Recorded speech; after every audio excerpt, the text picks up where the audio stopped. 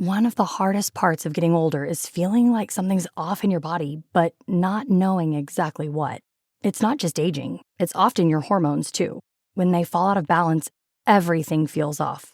But here's the good news. This doesn't have to be the story of your next chapter. Hormone Harmony by Happy Mammoth is an herbal formula made with science-backed ingredients designed to fine-tune your hormones by balancing estrogen, testosterone, progesterone, and even stress hormones like cortisol. It helps with common issues such as hot flashes, poor sleep, low energy, bloating, and more. With over 40,000 reviews and a bottle sold every 24 seconds, the results speak for themselves. A survey found 86% of women lost weight, 77% saw an improved mood, and 100% felt like themselves again. Start your next chapter feeling balanced and in control. For a limited time, get 15% off your entire first order at happymammoth.com with code NEXTCHAPTER at checkout. Visit happymammoth.com today and get your old self back naturally.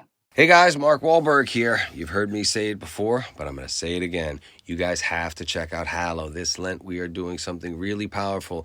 It's a 40-day prayer challenge for every day of Lent with Jonathan Rumi, Father Mike Schmitz, and of course yours truly. We are going through the incredible book, The Way by Saint Jose Maria Escriva, and I, along with my buddy Chris Pratt, will lead us through weekly fasting challenges. Join me and millions of others around the world praying every day this Lent.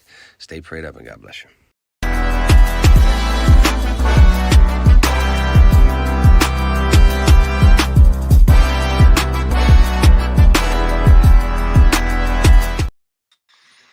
And we are back. We back. What up, Trey?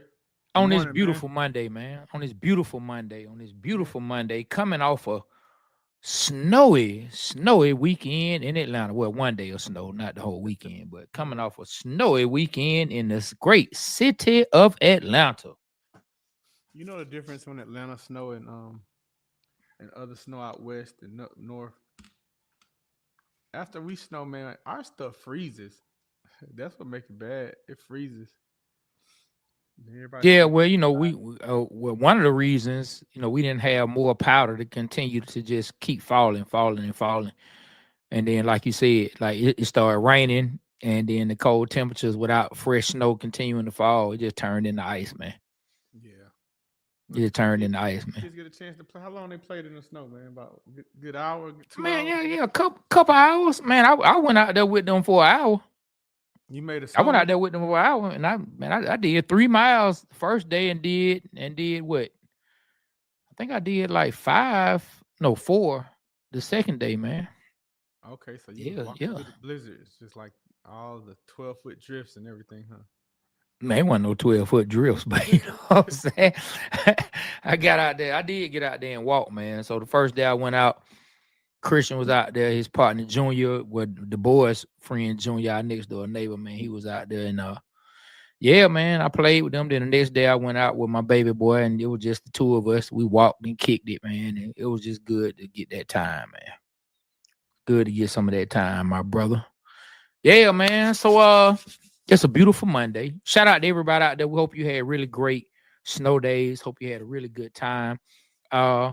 We are back. It's still a Monday. The Atlanta Falcons season may be over with. The Atlanta Falcons are in off-season mode, but we are still talking Atlanta Falcons, right? And we're talking all football from this past weekend, the NFL playoffs and everything that transpired. And so, but one of the first things I want to bring up, B. Rich. Yes, sir. Hot topic that happened over the weekend. Yes. Something that was really big to discuss that happened over the weekend. Yes. Coach Raheem Morris gave the axe to his defensive coordinator. Raheem Morris fired. Yep. The guy he fired. Jimmy Lake, the guy he handpicked. He fired him. What are your thoughts? I mean, as a person, I feel bad for Jimmy Lake, but hey, man, Raheem should never put him in that position. The defensive lineman coach got fired as well. I think that this is what the fans wanted. This is what I wanted. This is what you wanted. This is what the team seemed like they wanted. This is what Arthur Blank wanted. Now we got to make it right. Ain't no time for no first-time play callers out here having playoffs on the line, and you ain't doing the right play calling. I mean, it goes to show, man, like, after the bye week, man, like we were one of the top teams leading the league in sacks. So I don't know what that accounts for. You know, I tried to say that the beginning of our season, you know, we had all them rushing quarterbacks. That's why we didn't get a lot of sacks. But I don't know what to call it, man. What you think?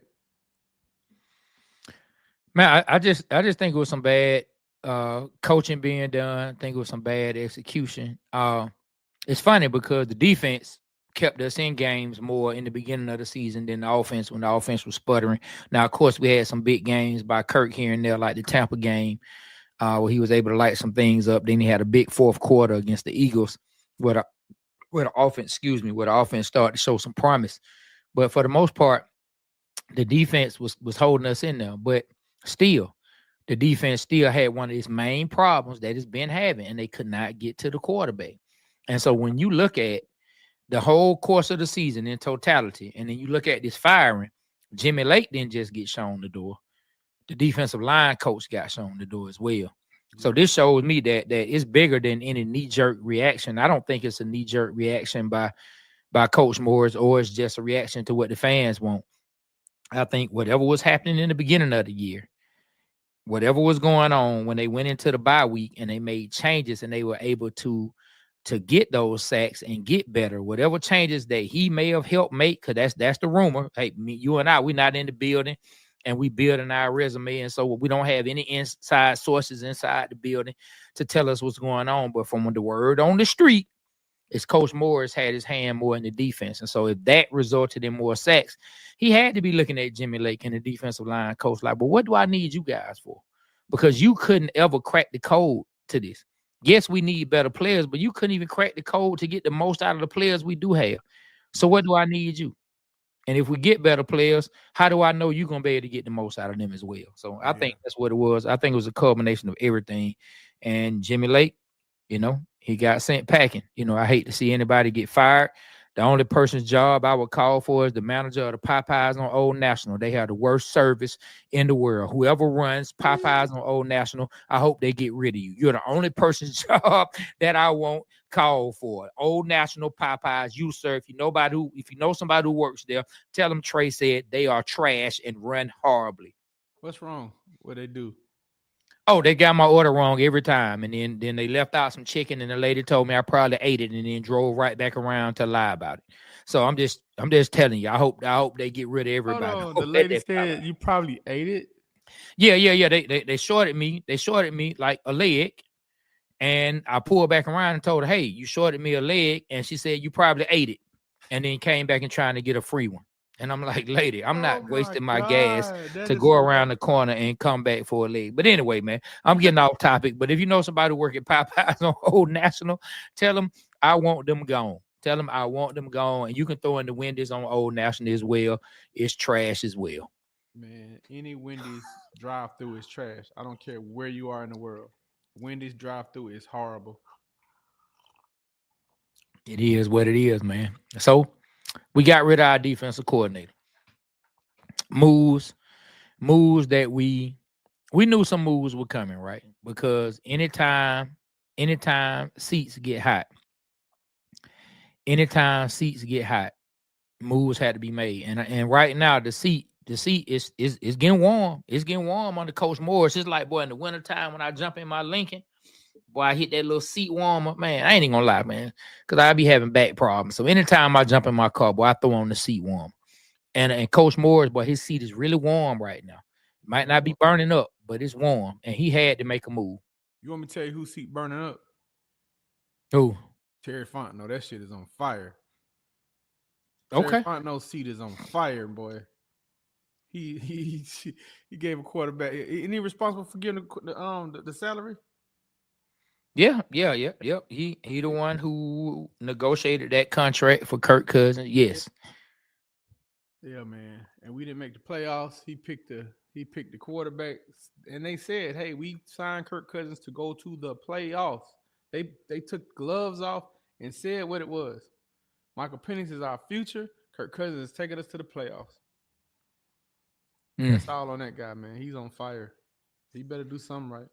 He better go and have a magnificent free agent signing this year. That's his strength. He better sign the best of the best For real, for real. Yeah. Well, if Michael Penix turns out to be the guy that we all believe he can be, and what's up, man? What's up, everybody who checking in the chat? We're gonna address your comments real soon. Yeah, keep throwing those comments in the chat. We will address all comments in the chat. We see comments coming in from YouTube, Facebook. We definitely will get to your comments. But if Michael Penix turns out to be the quarterback that we think he can be, and that we hope he can be, Michael Penix may be able to keep him safe. But I agree with you. It really is going. So look, I wasn't gonna go here yet. All right. I was gonna finish talking about the defensive coordinator, but Okay. let's go ahead and go here since you brought up the $100 million broke Achilles, right? As I'm sitting back this weekend, as many of you were, you were sitting back and you probably watched some playoff football. If you didn't, you probably checked the score, right? So I'm sitting back and I'm watching playoff football, NFL, because NFL rules, right? I'm watching Denver Broncos take a beat down from the Buffalo Bills. But hey, who was under center for the Denver Broncos? Oh, Bo Jangle Nix, boy. Bo Nix. And what is Bo Nix? A rookie. I'm watching last night. I'm watching the Bucks play the Washington Commanders. And who was under center? Jaden Daniels. Look like he's going to be a beast. Him and Bo Nix look like they're going to be good quarterbacks from what we saw this year. What is Jaden Daniels? A rookie. So I'm watching two teams that were led by rookie quarterbacks from game one. And it further was head scratching. Now we've made jokes and said why we think Blank did it, because Blank was quarterback broke. They just want to do whatever they could do to make sure they had a quarterback. But why didn't they have faith that they could find a quarterback in the draft and develop him into possibly having a good season? Because they said we'll never be drafting this high again with Kirk Cousins. And though we're not drafting that high, but we didn't make the playoffs. Why didn't they believe that they had what it took to draft a rookie quarterback, to find the correct rookie quarterback and develop him to get the team where it needed to be? And why didn't they make the move to swap out Kirk Cousins for Michael Penix early? I said I didn't think they were going to do it because of money. I still think it was because of money. Definitely. But it kind of just it became even more of a head scratcher and kind of pissed me off a little bit, seeing two teams led by rookie QBs in the playoffs, and we had $100 million broke Achilles that's sitting at the house and they trying to convince us that this man gonna be a backup, man. I'll let you jump in. Man, I say, you asked the question. You said why they didn't go with the rookie quarterback. Well, a lot of times, man, a lot of rookie quarterbacks, they get messed up if they're not mentally or just right. They're maturity wise. They'll come in and they'll get shook, and some of them won't never recover. You know what I mean? Like, look at Sam Darnold. It took him how many years before he became good? You know what I mean? Bryce Young, they had to bench him, but he looking good now. But a lot of guys, man, I guess the Falcons had that worry that they didn't want to mess up Michael Penix. But regardless, man, there are some people. I mean, I feel like this. If you have a good quarterback coach, good offensive coordinator, you can go ahead and start a rookie quarterback, in my opinion, because you have that mentorship there to guide them through. And both of those quarterbacks that we're talking about, Bo Nix, he definitely had a quarterback guru behind him, helping him get to where he needed to get to. A lot of people said that Bo Nix, where he got drafted, the only people that was looking at him was Denver. And coach up at Denver, he saw something in Bo Nix that he liked. Now, as far as DQ over in Washington, Dan Quinn, he always gets him a good offensive guru. He always finds people that he felt was tough playing against. I remember he said Kyle Shanahan was somebody that gave him a lot of challenges. And the Kingsbury dude from the Cardinals, I always liked him. I thought he was a good coach. I don't know what happened with I think the injuries with the quarterback in Arizona hurt him. But he's a great coach. And so that was a great system for Daniels to come into. and do that. Now, does Atlanta have that? I don't know, Trey. I don't know much about our offensive coordinator to say that he was able to come in and mold and get him in the right position. But I can say the last 3 games he looked really, really good. And who's to say that he wouldn't look good the previous games? You know what I mean? My only concern is if we wouldn't have gotten Kirk Cousins, who would we have gotten in the draft? Because it would have put a lot of people on alert that Atlanta's looking for a quarterback. And would he have fallen to us, or would we have gotten somebody different? That's my only question. Well, it's not even a really matter on if he would have fallen to us. The same way that people behind us can go get him, we could go get him. So that's always my thought process on it. I don't even worry about who may have jumped us to go get him, because if you really want him, the Falcons could have gone and got him. So any scenario we can throw together of another team swooping in and taking Michael Penix ahead of us, we can also throw a counter scenario together where the Falcons put themselves in a position where that doesn't happen. You know what I mean? So we have to just kind of just take it for what it is. And they said they fell in love with Michael Penix. They got wild. The whole league knew. I mean, I don't think they just was sold on the fact that Atlanta still wanted a quarterback, but they know the whole team, the whole coaching staff team went to go see Michael Penix. The GMs, everyone went to go see Michael Penix. Like, it was known. They private workout a couple times. It's been reported that the Falcons went to go see him and work out with him personally by themselves. Like, the GMs, they knew the Falcons were hot on him. Did they think hot, but it's still shocking. It's still shocking though. I mean, but still, what I'm saying is the same way that people believe he may fall, the Falcons, if they were that hot on him and they needed a quarterback, they could have went up and got him. They could have went up and got him. So I don't really, want to put too much stock into what would have happened if we didn't get Kirk Cousins. I'm just saying, as a fan, you sit back and it's frustrating. It's frustrating to watch 2 teams get led by rookie quarterbacks, and you watch your team pay $100 million, and now they're trying to figure out and trying to convince us that this man is going to be a backup. Like, come on, dog. Like, how long you think that's going to last, Terry Fontenot? Like, come on, man. Keep it real. Well, like, how long that's going to last? Well, I'll tell you what, man. I know he's due a big signing bonus in March. So after March, if he's still on the team, then cool. But if he's not, man, stop selling us dreams, man. Tell us what it is. Tell everybody what it is. Stop selling us dreams, because now we buying into the fact that Kurt's going to be a good backup. He's going to be there, da-da-da. Stop it if that's not the case. I don't like that. Yeah, man. It's crazy, man. Look, let me address a few comments.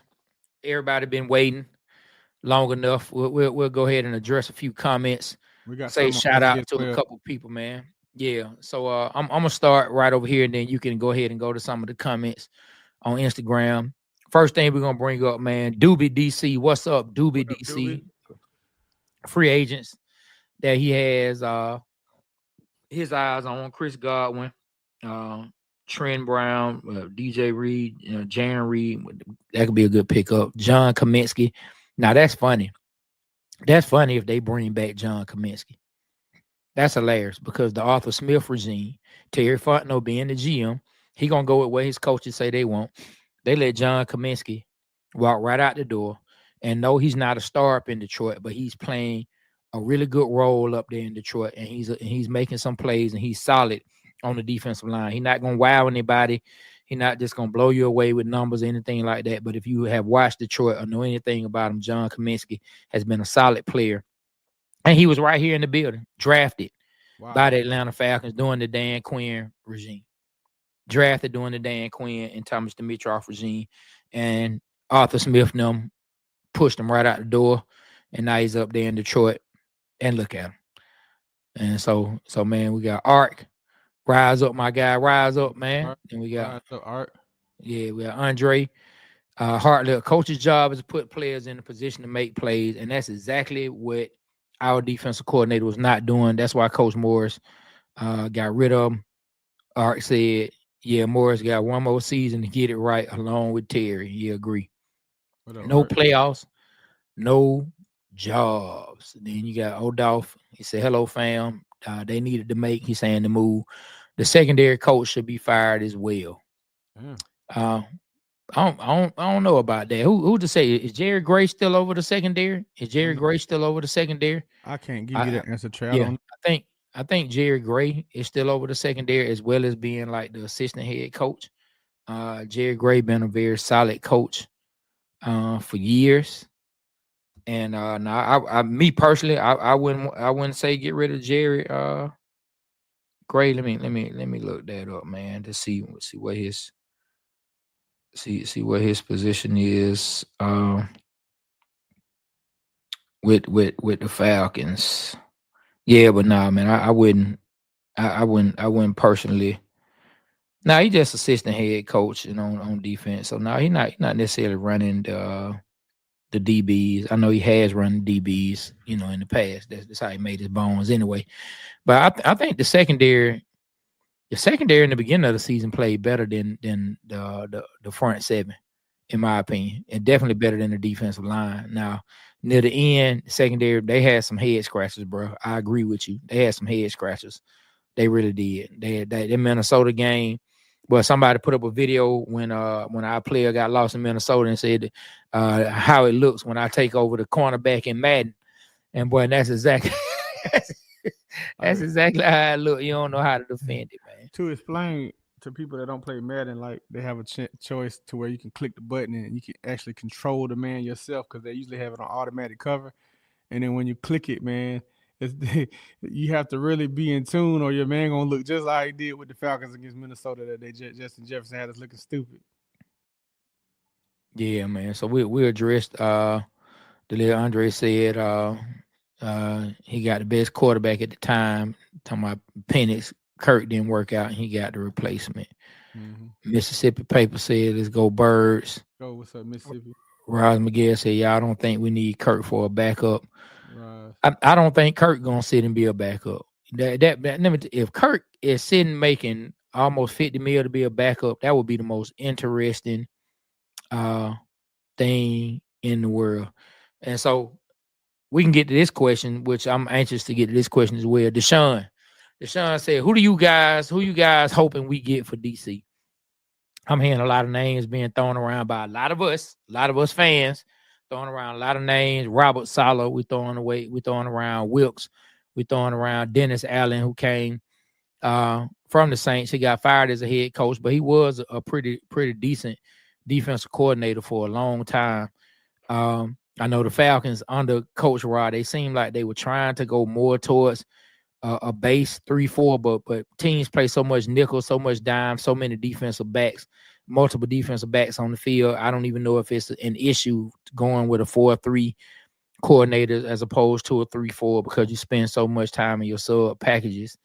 I don't know, but those are some of the names. He asked who we hoping for, and then right down here you see GA Texas boy. He said my three choices for DC are Steve Wilkes, Dennis Allen, or Lou. And so I don't know much about Lou Anarumo. I don't know much about him, but yeah, you hear Steve Wilkes a lot. You hear Dennis Allen. You hear Robert Saleh. What you thinking, Big Rich? Man, I'm curious about the New Orleans guy, the Dennis Allen guy. He had New Orleans playing, but the defense started getting blowed out. But what's up with him? Oh, Dennis Allen? Yeah. Man, well, I ain't gonna lie, man. When like during the times where he was just strictly DC under Sean Payton, man, New Orleans always had a decent defense. Like they always had a decent defense under him. I don't remember them having just a really just trash defense under Dennis Allen. I remember them always being decent. I mean, even in years where they had losing records, the defense was decent. So I don't know. I definitely want to see like a head coach, a former head coach, come take over the defense, but I don't know about no Saints coach. Man, I don't know who the hot dude is this year, man. Usually it's always somebody, the hot guy. It's usually offensive coordinator or defensive guy. Who's that guy, man? Like whose defense is really killing it right now in the NFL? The Broncos defense. They led the league in sacks, but it didn't amount to a hill of beans in the playoffs. I mean, they just weren't ready, but that defense was official. I mean, so who you poach somebody from a staff, you're not gonna get a lateral move. You're not gonna get a DC from one team to come be your DC. Like that's slim to none. I mean, you probably can poach, somebody from the defensive staff, a secondary coach, a linebacker coach, a D-line coach who wants to go ahead and elevate and start calling defense. But that could be somebody who could be a first-time play caller as well. If you're talking about poaching somebody else's defensive staff. I mean, I would say Raheem Morris was the best candidate for a defensive coordinator, because he's a great defensive mind. Man, who's that guy that can just move them players around, fake the blitz, and do this and that? I don't know, man. Denver really did a good job this year. They did a really good job this year. The Eagles, but they have talent, man. I remember they went from worst to first. Oh, Denver got talent too now. Yeah, Denver went. Eagles. I remember you was talking about the Eagles was trash last year, and I was like, yeah, they were. I was like, man, they got all these Georgia defensive players. They're gonna be, and you just, man, they trash. But they made a turnaround this year. They did. They made after the bye. They made a big turnaround because beginning of the year, it still was looking kind of suspect, man. But after they lost to us and they beat the Saints, boy, that defense has come together. Yeah. And you look at the Kobe Dean out there, man. He got hurt yesterday, but you look at the Kobe Dean out there making plays. But we'll address them in a little bit when we talk playoffs with everybody, man. I did see somebody say something that I used to wonder all the time when I would listen to the radio when the Falcons season was over. Somebody said, "Oh, gotta go ahead and throw Drew Skrilla." Before I know, he said, "Why y'all not talking Hawks? Falcons are dead to me right now." But okay, go Birds. Man, we love the Hawks, man. Yeah, well, we're not talking Hawks because the Hawks. They ain't played yesterday, and we'll see. We'll see what the Hawks, man. Hawks kind of stuck in limbo right now. Drew, look at that. That's that Trae Young jersey, man. It's autograph. I love the Hawks. Yeah, man. So we'll see. Hey, do we have anything on IG that you wanted to address? Any comments? Yeah, it's a couple of them. Let me go through them. I see. Andrea one says Raheem the Dream is looking like Raheem the Nightmare. Andrea says draft picks got to be damn near perfect this upcoming season. I agree with that. Derico Virgo says TF seat is in fuego. The hot seat is in fuego. Double Stuff says should be out of a job. I guess he's talking about Terry Fontenot and in the coaching staff. Bob YW said Cousins wore out the defense with all them interceptions. Endura says, look at the linebacker draft pick Montana State. Freaking please, and you couldn't find an SEC linebacker. Wow. I got a point. Jewel Belson says, I'm gonna tell you something. Coach Raheem Morris messed this season up, and Penix the best QB out of the draft class. That's a good statement, man, because I like the Washington quarterback, but I like ours too. Penix the Falcon Savior by Jewel.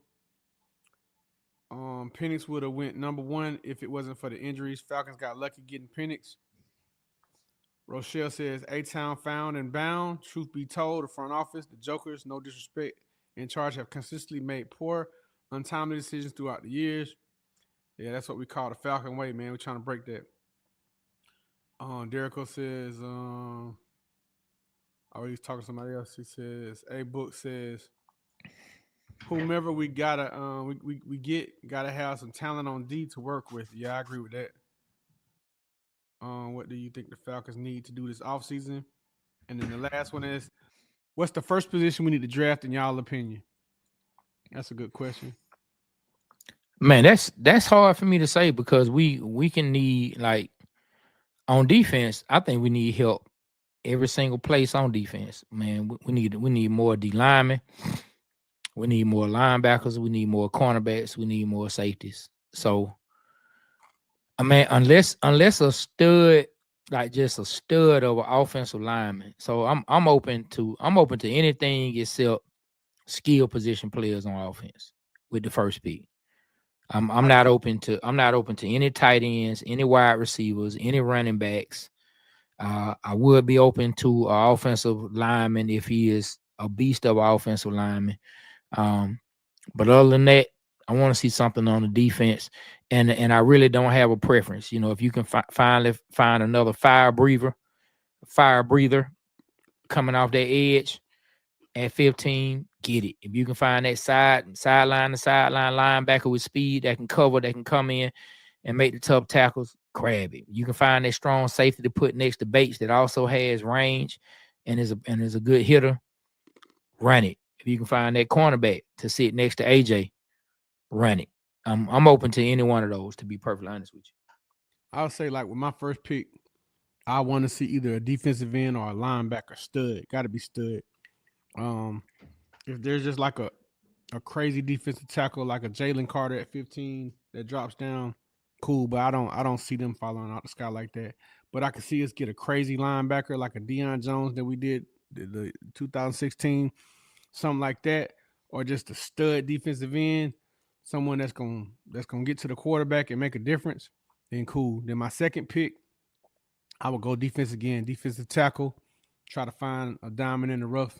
One of them guys that may have had some injury issues that are coming back, that was a grade at a number 1 grade or something, or somebody that just fell out, you know, and they can coach him back up. My third pick would be defense again. Either defensive lineman, defensive linebacker again, or like you said, a safety, a stud safety. You can find one of them there. And then my next pick would be offensive tackle, offensive guard, something on the offense. Man, I would do all trench guys in this draft. All trench guys in this draft. Besides the linebackers, maybe some defensive backs, all defense.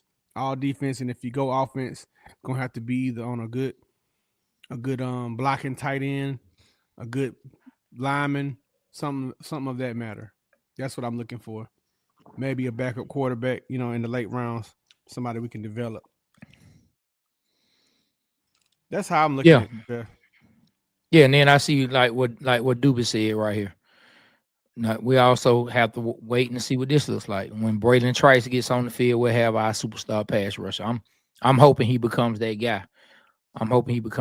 He was a stud in college. He was just up there at Washington. Dude, I would say this, man. On all the draft picks, defensive draft picks this year, it looked like we struck out. Hopefully, Trice will be that one. Think so? I ain't seen nobody that just stood out, man. I thought JD Bertrand was gonna be special, but I realized he's just undersized. He's undersized like a mug. He played and he has heart, but I don't see him being but nothing more than a spot player, role player. Oh, you think they struck out? I don't know, man. Struck out, man. Like, I mean, as far as all the defensive selections, I can't remember any of the offensive selections, but definitely, man, no one stood out. I thought the second round pick from Clemson, Ruru, whatever his name is, Roro, I thought he was gonna be better than Trice. He didn't do nothing to me. Well, I mean, he a D tackle. I mean, he made a couple plays. Okay.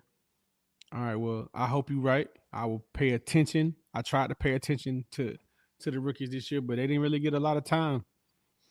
No, they didn't. I mean, like, I really don't think they knew who to play this year. And we talked about it when we were live one of the last times. I mean, when we went live with our guys over the weekend that we talked with, man. Like, I know you're talking about.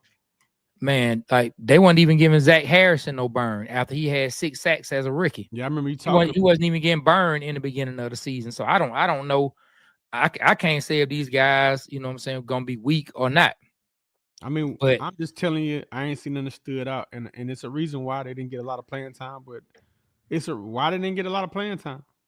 Why Zach Harrison didn't get a lot of playing time at first? Then when he got in, he started making some plays. I don't know, man. They just love that damn Carter dude, man. They kept giving him chance after chance after chance.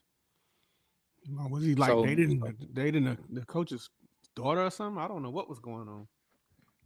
Yeah, so I mean, I don't know. You know what I mean? Like, I don't know. I think Zach Harrison. I think Zach Harrison definitely should have played more early on. So I'm not sure if they even know the correct guys to put on the field like that. And it goes back to what I'm talking about the whole 2 other teams had rookie quarterbacks lead them to the playoffs. And no, it's not a gimme if you put a rookie quarterback in, but you already know where you were with your team. You already know your team still has some building to do. You go and you pay $100 million for a broke Achilles, and You a know what? 30-something year That could old. have been a reason why Lake got fired. Coach probably wanted him to play some of those guys, and he would. That could have been a reason.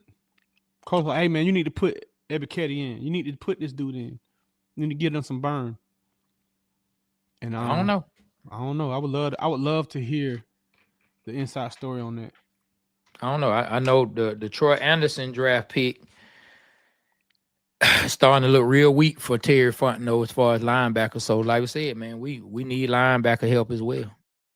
I see Jeff said no offensive non-trench players, please. The main focus needs to be consistently abusing the quarterback. I agree.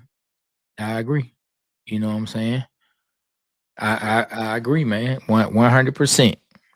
So the Atlanta Falcons moved on. Let's see what they do. Let's see what they do. Let's see who they hire. This is a huge hire. I will go ahead and say this is the biggest hire already in year 2. Already in year 2, this is the biggest hire of Raheem Morris's coaching career, head coaching career. This is his biggest hire of his head coaching career. Yeah. In year 2, he's already at the biggest hire he has to make. I'm gonna read a couple IG comments. You cool with that? Go ahead. Yeah. A Book 57 says, "What are your thoughts on Justin Simmons?" And then the last one, Bobby Worrell says, "Do you think the Falcons try to get something for Pitts?" Yeah, they might. They may see what it looks like with Pitts one more off season and see what they can do. I mean, he wasn't talked about in a favorable manner when we heard exit interviews and the press conference with the GM and the head coach. The head coach specifically named Michael Penix, Bijan Robinson, and Drake London as a combo he can't wait to see grow. Why your number 4 overall unicorn tight end was not mentioned in there? It's something to that. Yeah. It's something that you like. I'm big on words. And the things you say are very important. But also some of the things that don't get said are extremely important. When you the number 4, supposed to be the and you don't get mentioned in the combo to grow with the quarterback, your head coach don't even see you like that. You're not even like that in the coach's eyes. You're not even like that. You're not even like that. You know what I mean? And so I don't know. Maybe they will. Maybe they will try to get something for Kyle Pitts. Jonathan Bell, both of them my boys, man, but I think they need to come in and work with the defensive lineman before they get handed a defensive coordinator job. I know Chuck Smith worked up there with the Ravens this year. They're still in it. So he's getting valuable experience with Harbaugh and those guys. So hopefully one day he can come back to Atlanta and start making his mark and making the defensive better. But I don't think they're ready for defensive coordinator jobs yet. And John Abraham, he's not even coaching. Yeah, man. So we'll see. We'll see. Our coach is at the biggest coaching hire that he's ever had to make in year 2. And it's time to take it. You said this team reminds you of the 2015 Dan Quinn team that eventually got to the promised land. Well, got to the gates of the promised land and then got passed up by the Patriots to win it all, but made it to the Super Bowl in 2016. I hope you're right, but some changes have to be made and some upgrades have to be made. Speaking of Deion Jones, it was good, even though he out the playoffs now. I didn't even know he was in the league. It was good to see him last night. Who was he playing for? The Bucks. Wow, Deion Jones playing for the Bucks. That's crazy. Shout out to Deion Jones. Hey, I put a link in, guys. I pinned it on both Instagram and both Facebook. If you guys want to come up and join us and talk, just click that link, man, and follow the instructions and join us, man, and chime in on your Atlanta Falcons and the NFL, what went over this past weekend and with the playoffs. Well, man, like, it's time, man. It's time. Like, I do I do look at this like the 2015 Falcons, like everybody had to jail. Everybody had to go through what to expect. Everything was new for the coordinators and the players. Now, year 2 under this regime, where we have a new defensive coordinator that's going to be there, but the offense should be clicking on all cylinders, man. Zach, what's his name?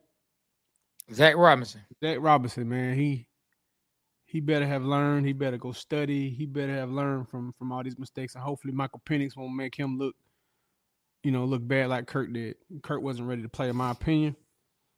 And to be honest, man, I think Kurt's gonna bounce back.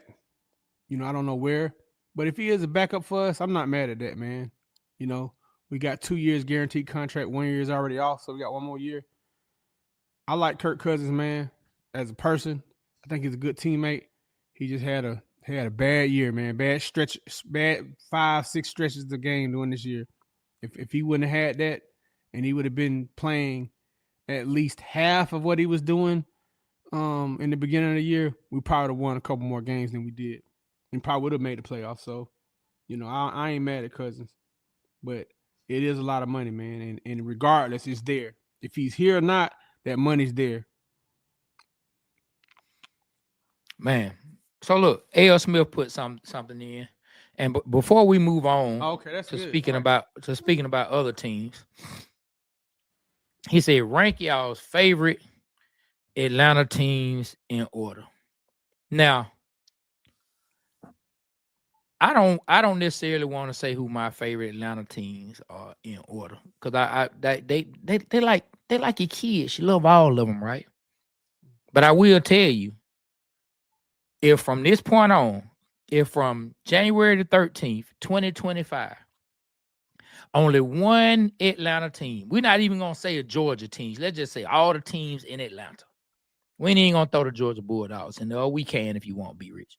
But starting January 13th, 2025, if someone came to me and told me for a fact, hey, Trey, only one Atlanta team can win a championship from here on out. You in your lifetime, you'll only get to see one more Atlanta team win a championship. Who would that be? I can tell you who that would be. For me, that team would be the Atlanta Falcons. If I could only see one team win a championship from the city of Atlanta, it would be the Atlanta Falcons. And I have a reason for that. And then I'll let B-Rich jump in. I said, hey, if you follow all our content, if you follow all our episodes, I said it before and I'll say it again. It's like this, right? It's like you love all your kids, right? You love all your kids, right? But it's just, you want to see all your kids succeed. Like, you want to see every last one of your children succeed. But it's just something about that one child who just been effing up their entire lives. They just been messing up. And you feel like they are never going to get it right. It's just something when you see that child that everybody said would never be anything finally stand up. And you can say, thank you, Lord, my child did it. My child made it. Thank you.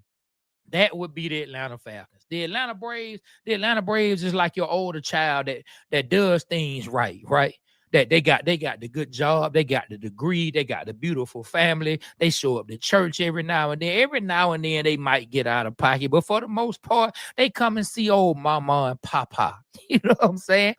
The Atlanta Hawks, they kind of just like the wild child who just creative and kind of do their own thing. And you like, okay, they ain't really just messing up. They not embarrassing me. You know what I'm saying? They just doing their own thing and they'll get it together. But the Falcons, that's that team that when you walk in church, they would be that child that everybody turns and looks at you and your family when you walk in church, because they that child that everybody been talking about on the prayer line.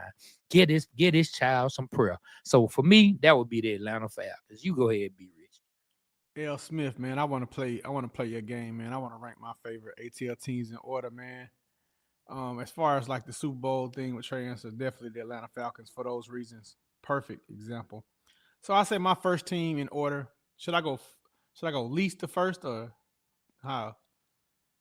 What you think, Trey? Man, go least the first. To give everybody anticipation on who will be your top team. By the time you get the 2 left, they'll know. But you go ahead. All right. I'm just getting other. All right. All right. So I have to say, number 5 would be the soccer team, man. I like them. I went to their championship. I seen them win a chip. So shout out to the Spirit, right? Atlanta Spirit. That's right. United. Atlanta United. My bad. The Atlanta United. Yeah, right? they definitely last. They don't even know their name. I went to the game, man. I went to the championship, and I've been to a soccer game, and I can say it's a very, very unique experience, man. Like watching it on TV and going there, man. If you go to the bins, man, and I would say if you want to see something fun and how the crowd reacts the whole time, go to an Atlanta United game. All right, number 4, I would have to say be the Bulldogs, man. Like I really like the Bulldogs. That we got a chip. We got 2 of them, so they quench my thirst. I can go another. I don't want to go another, but I can go some time without them winning. So they got us 2 in a row. I named the NWNBA squad. My bad. I don't know nothing about them except this one girl that was on NBA 2K. She's on there, and I know her. The number 3 team, drum roll, and I give it to them is the Atlanta Braves, man. The Atlanta Braves. They would be number 2, but the Atlanta Braves, man, they got me a chip. They got me a chip, and I like watching the Braves. I like going to the Braves. But, man, I am thirsty for my number 2 team, the Atlanta Hawks, man. I want to see them win one so bad. I would be so happy if they could win a championship and just to know what that feels like. And then my number 1 team is, the Atlanta Falcons, man. That's what got me started in this sports evolution. I love them with all my heart. When I went to the 2016 Super Bowl, man, and got a chance to see them play, I knew what it felt like to win a Super Bowl for 3 quarters. I knew what I was thinking. I know what I thought I was going to be doing when I got back home, and I felt like we won. Yeah, that's my order, man. But the Braves and the Hawks are close too. But the Braves got me a chip. I know what it feels like to get a chip from the Braves, and a recent one at that. And the Bulldogs, man, if it wouldn't have been for these 2 past chips, I'd move them up. But they did their thing, man. They did their thing, and I'm happy about that. And I love our direction. I love our coach, and I hope it stays like that for a couple years to come. But the Hawks, man, jeez, Louise, when we went to the Eastern Conference Finals and played Milwaukee, man, I was all in, man. I was watching every game. I was reading all the media on it, man. I was just Trae Young. You couldn't tell me nothing wrong by him, man. I just thought, man, we would be here years to come, but we didn't, man. So I definitely want to see us win, Trae, and then of course the Falcons, man. You know how that is. But that's my order, man. That was a good question, Smith. But like I say, man, like it could switch at any time, man, because I love all my teams. I love all Atlanta. And I'm not going to even lie to you, man. And since Trey Boy pointed out that Georgia Tech, like one of our posts, if Georgia Tech is in the Final Four for football and they got a chance to go to the championship and it's not against the Dogs, I'm pulling for you, man. I'm going to pull for you. Nah, man. Hey, shout out to Georgia Tech. Georgia Tech high on my list, man. Georgia Tech high on my list. Shout out to Georgia Tech because Georgia Tech is the first school, first organization, first major sports team in the city of Atlanta to engage and like some of our content. And the crazy part is we don't even talk about Georgia Tech. We only made like 1 post talking about Georgia Tech. And whoever runs their page, maybe they got sentimental about the Matt Ryan post, Ryder White talking about Matt Ryan, and they slipped up and hit that like button. But the Falcons haven't liked our content yet. The Bulldogs, the Hawks, the Braves, none of them have liked our content yet. No. And Georgia Tech, Yellow Jackets did. So shout out to Georgia Tech. They will forever have a special place in my heart because of that. Hey, Trey, look at this. This is a topic for one of our podcasts we should do. I think we should do this conversation on one of our upcoming podcasts. I like that. How about the top 5 Atlanta Falcon teams overall over all the years? That's a good one, Trey. That's a real good content. I'm going to save that one, JD. We're not going to talk about that now. We're going to talk about that on one of our podcasts on the long forms. If y'all didn't know, man, we have a YouTube channel the Waterboyz Show. And if you go there, man, you can see our long form content where we've interviewed the likes of Roddy White, Champ Bailey, John Abraham, Ryan Cameron, just to name a few. If you'd like to go see those interviews in full, go to our YouTube channel, man. Type in the Waterboyz Show, and you will see our YouTube channel. Go like and subscribe and comment, as the TikTokers would say. Like, subscribe, and share, whatever. Just support, man. And speaking of that, man, it's called. I like to call it digital currency. Digital currency is free, y'all. If y'all like something, it ain't nothing to follow, like, comment. That does a lot for creators like ourselves, man. Just liking our content, commenting on our content. Like, we try to read every comment when we when we just have some downtime and can look, man. We try to read and answer every comment. So please, man, please support. And I forgot about this. If you like hoodies, I think did we put out the trailer today, Trey? Yeah. Yeah, if you go to our Instagram page, we have a hoodie called the Blood Pressure Birds, man. And if you like one, just comment in the section. What'd you comment, Trey? Birds. You can comment birds or hoodie. Comment birds or hoodie in the comment section, and we'll send you a link to how you can get the hoodie, man. And it's called the Blood Pressure Birds. What's the slogan after that, Trey? You are stressing me out. Blood pressure birds are stressing me out. Yeah. So, hey, and we came up with that term. Trey came up with that term. And if y'all see anybody saying that, man, that's our term, man. Congratulations to us. Kudos. All right, Trey, you got it, man. Let me look at Instagram on the comments, see what people saying. Yeah, man. So, but it's funny. So Jeff put his in from least to best: the Dream, Georgia Tech, the Braves, Hawks, the Falcons. Man, I ain't gonna lie. I didn't do a who least to first, but I ain't gonna lie. The Braves will. The Braves will always be ahead of the Hawks. I feel you. Because of the A on the hat. Oh wow! Hey, you know what, Trey? Because of the A on the hat. Hey, you know what? A on the hat. I change it. Mine is that too because I don't wear Hawks hats. I don't like their merch. Hey, I do. I wear Hawks hats. I wear Hawks hats.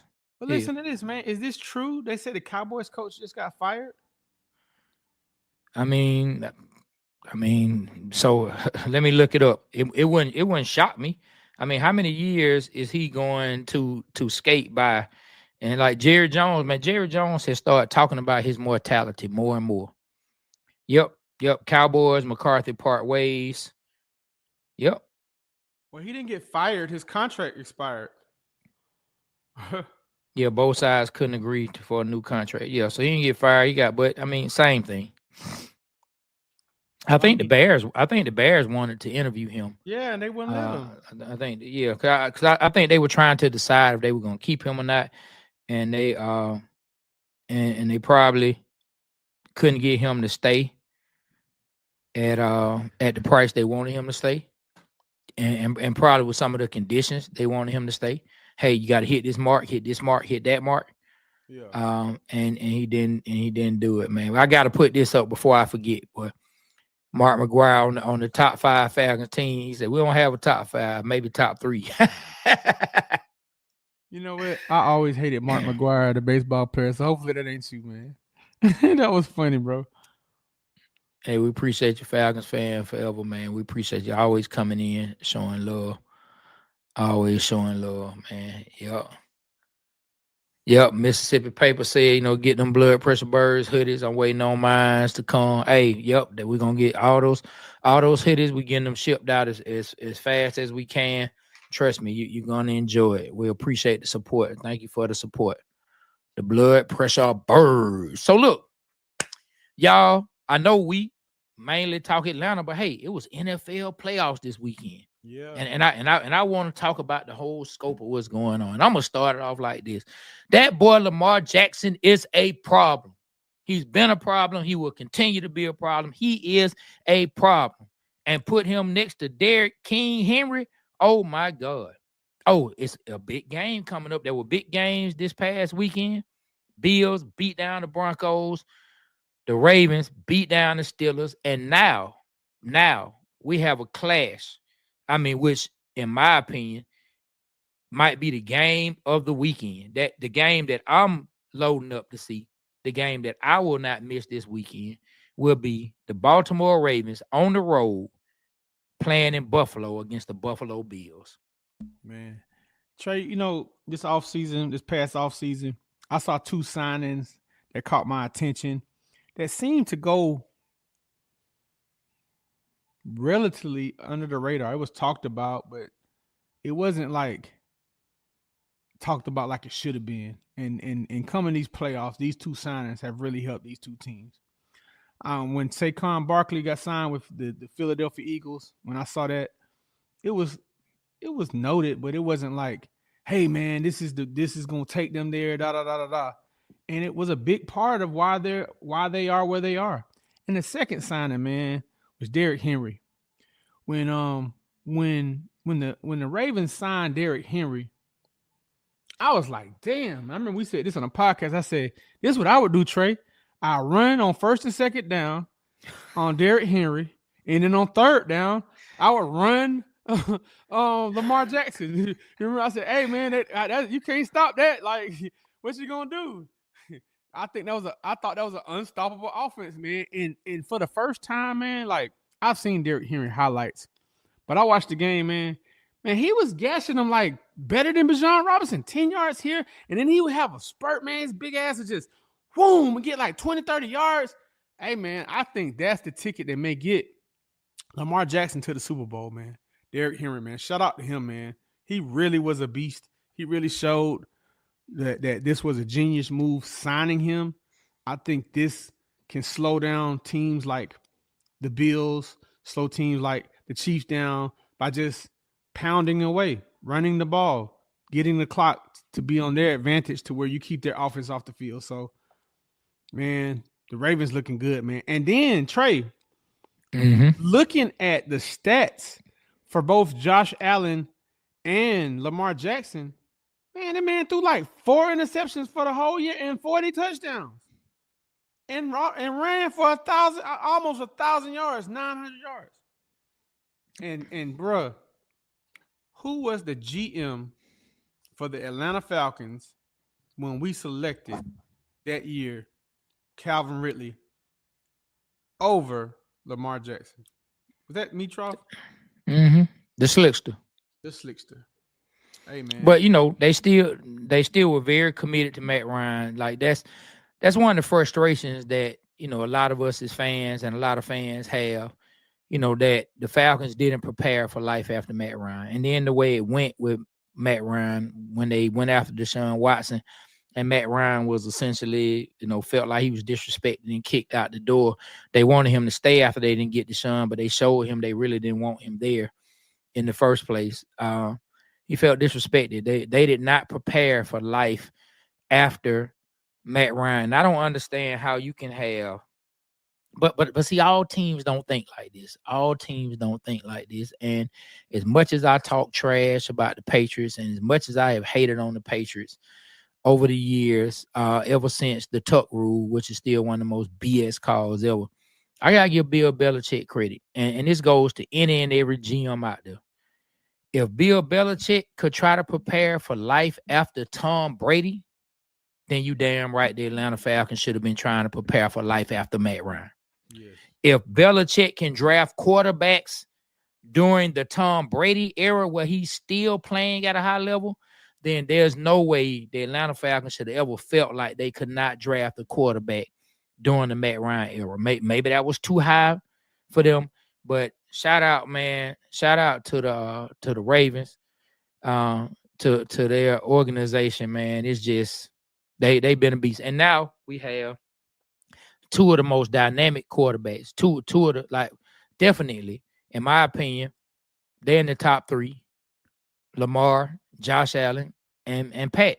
Those the top 3 quarterbacks in the league this year. That may change as other guys start to grow. Burrow still is who he is. You still gonna see Jalen Hurts, Jaden Daniels, all those guys grow. But if I had to put together a top 3 and who I think most people would say a top 3, it's Mahomes, it's Lamar, and it's Josh Allen. And now you get to see 2 of those guys battle it out. And essentially, if the Chiefs beat the Texans, one of those quarterbacks will face the other top quarterback. Hey Trey. Can't ask for nothing better than that, man. Hey Trey, I was curious, man, to see like what draft class that Josh Allen came out of. Let me read it to you, man. Yeah, Josh Allen was what, like 10th or 11th, somewhere in that range. He got drafted. I remember people were clowning him for drafting him out of Wyoming, right? Yeah, it was 2018, man. The first pick was Cleveland Browns. They selected Baker Mayfield, which was a good pick. Still in the league. Yeah. New York Giants, number 2 pick. They selected Saquon Barkley. The number 3 pick, Trey, the New York Jets selected Sam Darnold. Wow. Cleveland Browns, the Cleveland Browns had 2 of the top 4 picks. They selected Denzel Ward, cornerback out of Ohio State, still in the league. Denver Broncos selected defensive end Bradley Chubb, still doing good. Indianapolis Colts selected at number 6 offensive guard Quentin Nelson. And at number 7, the Buffalo Bills selected Josh Allen, quarterback from Wyoming. Turned out to be a great pick for them. Top 10 pick. I thought he got drafted a little later than that, but turned out to be great. And then Lamar got drafted later on in the first round. At the end of the first round. Hey, look, at number 8, Chicago Bears selected Roquan Smith. And let me see, as you said, with the he on the Ravens now. Yeah, with the 32nd pick in the last pick of the draft, round 1, Baltimore selected Lamar Jackson, man. Mm-hmm. And let me say this, man, like after looking at this draft, the first 8 draft picks they're all Pro Bowlers, man. You rarely see that. You see a lot of people striking out in the first 8. And then after that, the San Francisco struck out on Mike McGlinchey, offensive tackle, and then Arizona struck out on Josh Rosen. Yeah, so man, we have two of the top quarterbacks getting ready to face off. Man, the Bills made light work of the Denver Broncos. I think your boy Bo Nix. I think he played like a rookie, and we'll see how they continue to develop. But the Bills made light work of them on the road. It's kind of like what you expect when you play one of the top teams, one of the top quarterbacks on the road with a rookie quarterback. Team that's really getting together, went from one of the worst teams to a playoff team who really kind of squeaked by the Cincinnati Bengals. And then you had the Ravens just did easy work of the Pittsburgh Steelers. They did easy work of them, man. I'm talking about just easy work of them. Hey Trey, after watching some of these teams, like they get to the playoffs, they worked hard all year, and then just to watch them lose and their season's over, I'm kind of glad we didn't go through that. You know what I'm saying? Like we got a good pick, man. We got something to look forward to.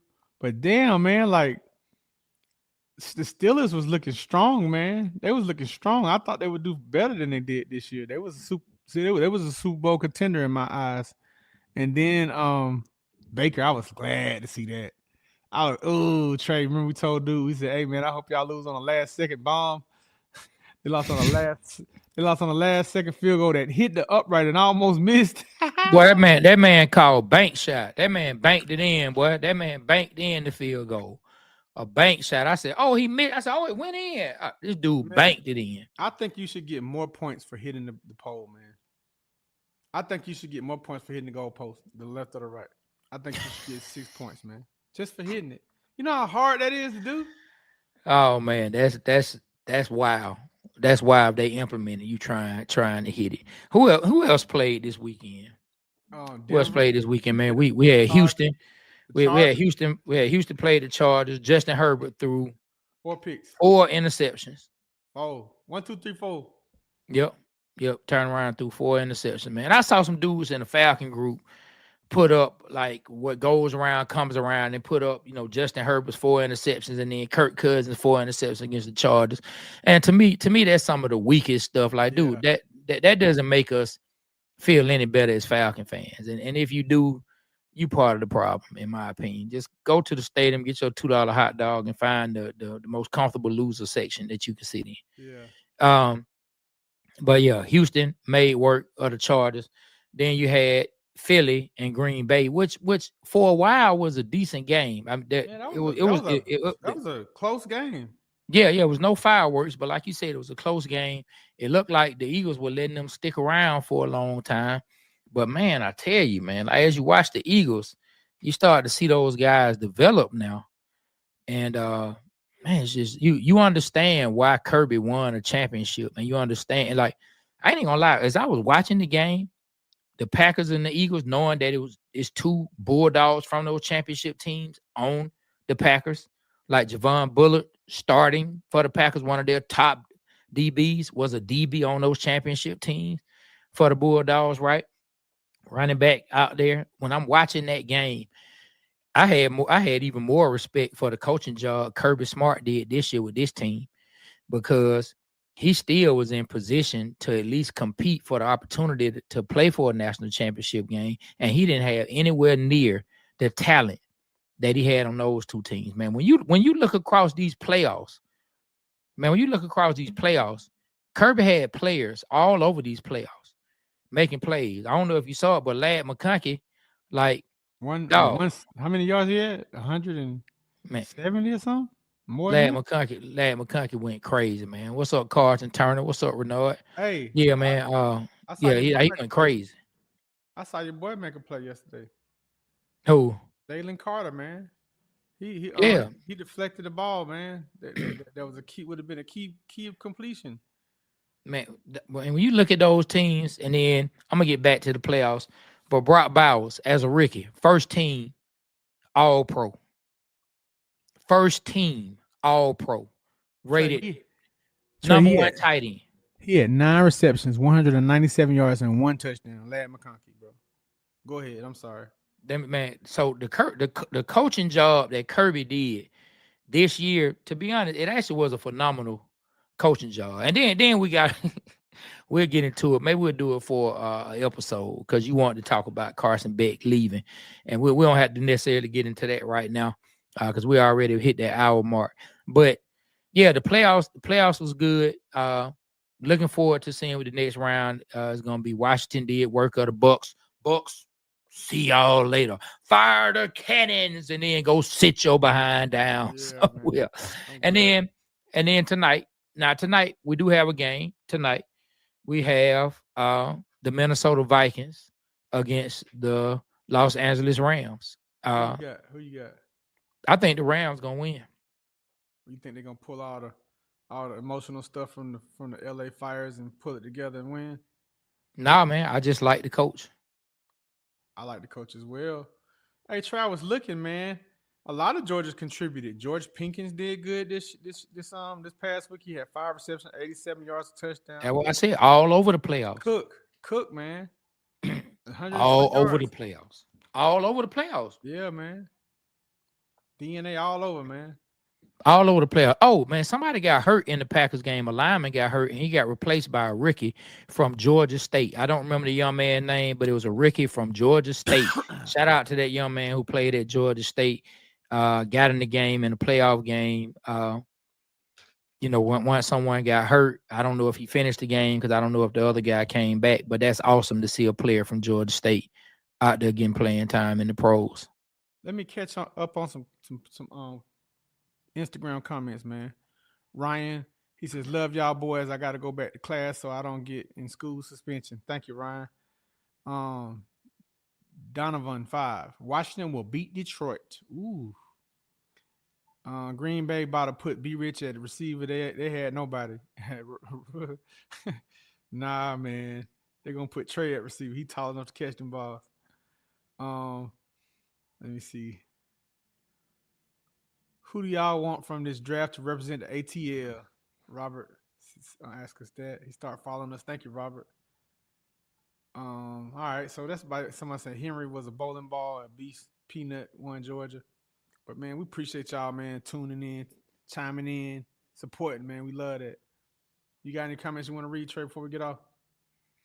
No, man. No, just want to say we appreciate everybody for coming out. Like, the playoffs was really good this weekend. I hate that we didn't get to see the Atlanta Falcons in it. But hey, the Atlanta Falcons making moves. We're gonna go on. Let me see. Do the Hawks play tonight? I know the game got postponed Saturday because of the snow. Nope, we don't play again until tomorrow. We play the Suns. Both teams are 19-19, which is horrible. The game got postponed because of snow. Yeah. They postponed the game Saturday because of inclement weather. So they postponed the game Saturday. It was supposed to be Saturday afternoon at 3. And I think we were playing the Houston Rockets, but it got postponed. So I don't know when they're gonna make that game up. I haven't even searched it to see when that makeup game would be. But tomorrow the Hawks play the Suns. I don't know if we decide to go live and stream during the game or something. We'll put that out there for y'all to come into a Hawks watch party. We almost said our watch hours, man. We might as well.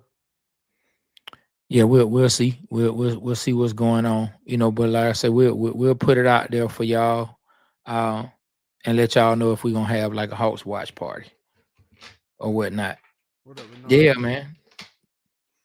And that's it for today. The firing of Jimmy Lake,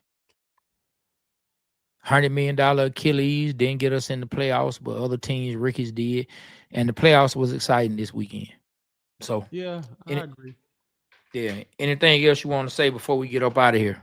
Man, I want to say, man, hey, everybody, I'm so thankful to be doing this podcast, sharing the content with you guys, and you guys receiving it, and you guys supporting us, man. I just want to say thank you. Thank you for supporting us. Yep, cool. Well, look, on that note, like we always say, remember, the Waterboyz Show, we represent Atlanta because Atlanta represents us. We love y'all. We appreciate y'all. On behalf of myself, Trey, and my partner, Be Rich, the Waterboyz Show, we are out. Catch y'all.